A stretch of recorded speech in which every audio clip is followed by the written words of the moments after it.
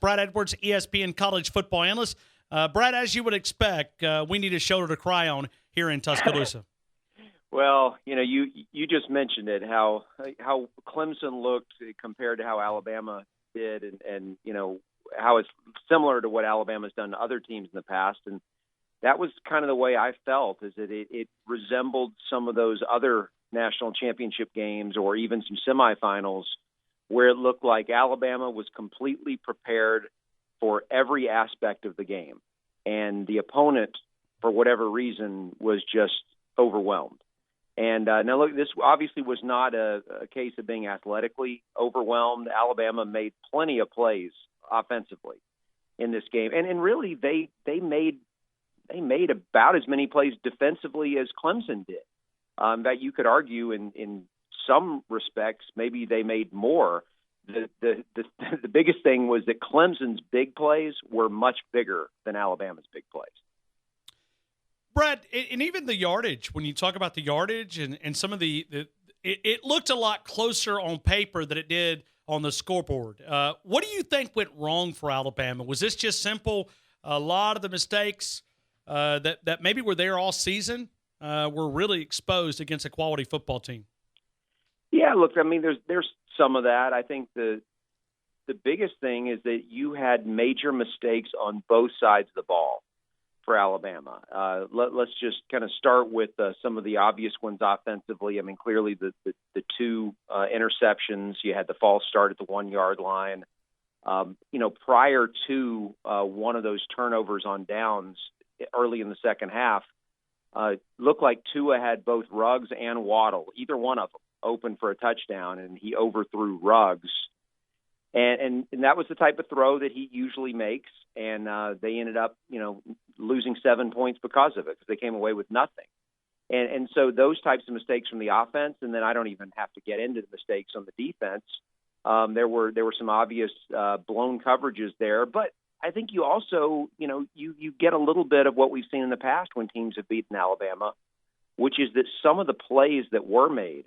I mean, I know everyone likes to, look at the 44 points, and of course 7 of it came with the offense on the field. But let's just say the 37 that came with the defense on the field, it's still a lot. And you see a couple of plays where coverages were blown and guys ran a long way, and you're like, okay, it's poor defense. Well, a lot of those plays weren't. I mean, there were some of them that were just incredible throws and catches that were just as good as the throw, and there were some that were like decent throws and amazing catches. And it's the type of stuff you just can't defend. And we've seen teams beat Alabama with quarterbacks having a night like that. Now, I'm not going to pretend like we'll never see Trevor Lawrence do this again because he's that good. But I watched Clemson play every game, and he didn't always make those throws. He made a lot of them, but I think he made maybe more of them in this game than he had any game so far. So there was a little bit of bad timing there for Alabama, in addition to them, failing to make a lot of plays on both sides of the ball. Brad, if you could look at Alabama and fix one thing, whether it's defensive side of the football, because defense, I mean, this was not your typical Nick Saban-style defense. And some of that was because of injuries. You're down to your four-string outside linebacker. Trayvon Diggs was out. I mean, you could just go on and on and on with the defensive side of the football. Offensive line, I thought, performed awful. Special teams, other than a few returns, was almost a complete disaster. 9 missed PATs. I think the rest of the league had 4 combined. You had 9 missed PATs, which was supposed to be automatic point after touchdown. It was not automatic in Tuscaloosa. Yeah, look, I didn't really see the offense the same way as a lot of people did. I mean, certainly there were some big mistakes, and I mentioned 3 of them that were specifically on Tua, the 2 interceptions, and then the missed what should have been a touchdown pass in the third quarter. But look, I thought they ran the ball better. I mean, maybe people haven't paid enough attention to that Clemson defense and know how good they are up front, even without Dexter Lawrence in there.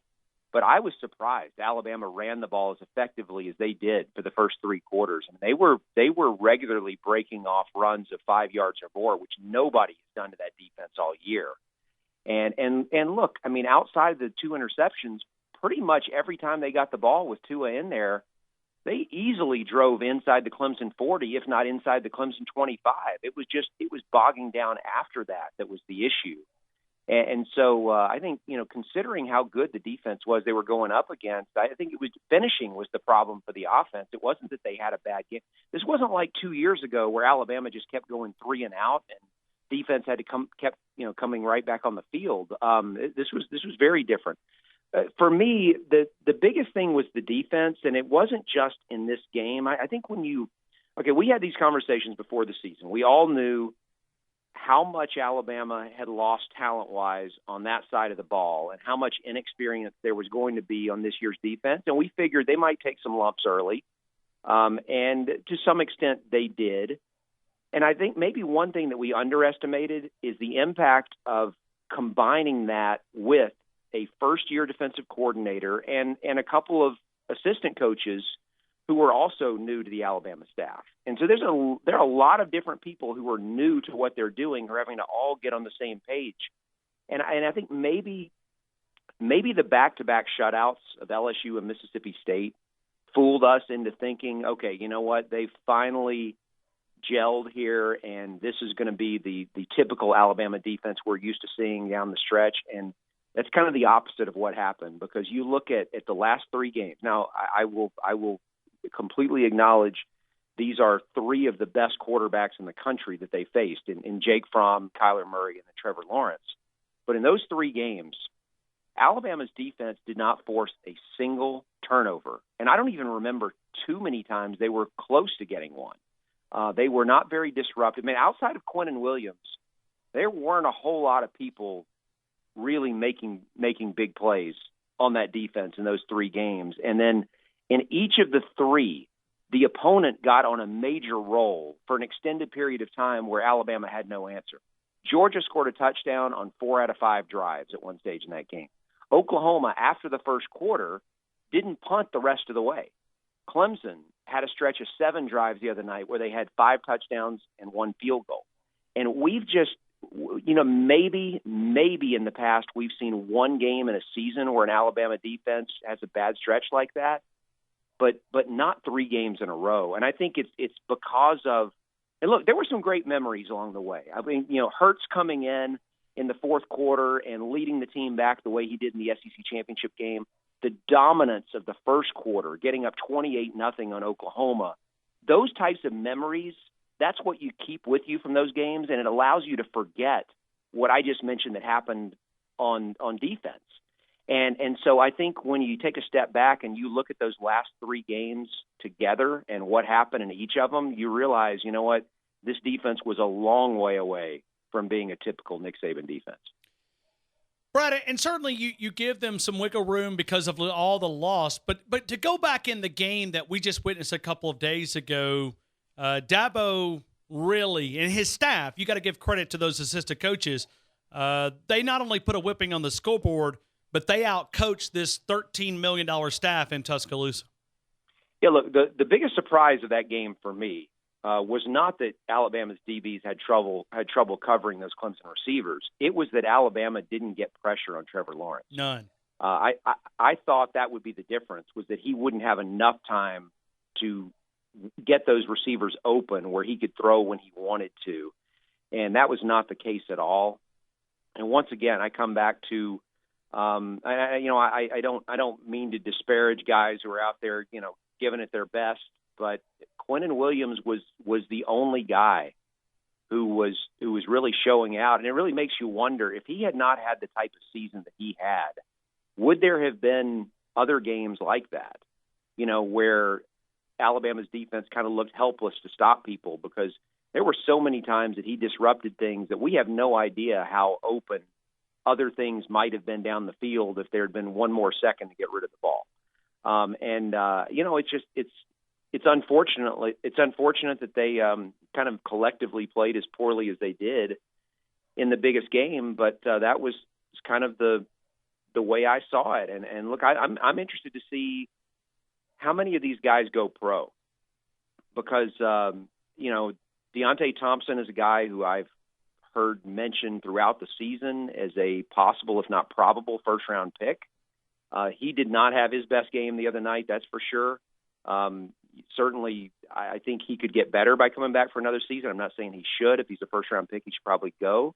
I don't know that that's a lock. Raekwon Davis is another one who I earlier in the season seen projected as a first-round pick. I'm not sure that he is anymore. I wonder if those guys, I'm not even sure how many other guys there are who are thinking about coming out early, but to me, the only two who look like they absolutely should are Quinnen Williams and Jonah Williams. The rest of those juniors, I think a lot of them could help themselves by coming back. I'm not going to fault them if they do come out, but who knows? Maybe Alabama will have a situation like Clemson did where they'll have a few pleasant surprises of guys who decide to come back, and they'll come back with a chip on their shoulder and a bad taste in their mouth, and they'll end up being much better defensively next year. But I still feel like, Ryan, overall, the defense it never had that look that it has had in past seasons, and we talked about the lack of depth. They didn't rotate to the level that they had in previous seasons at a lot of positions. And so it does make me wonder about next year, whether these guys come back or not. And look, they're not going to be bad. I mean, this is all from an Alabama perspective. This is all relative to Alabama. I mean, we're talking about this being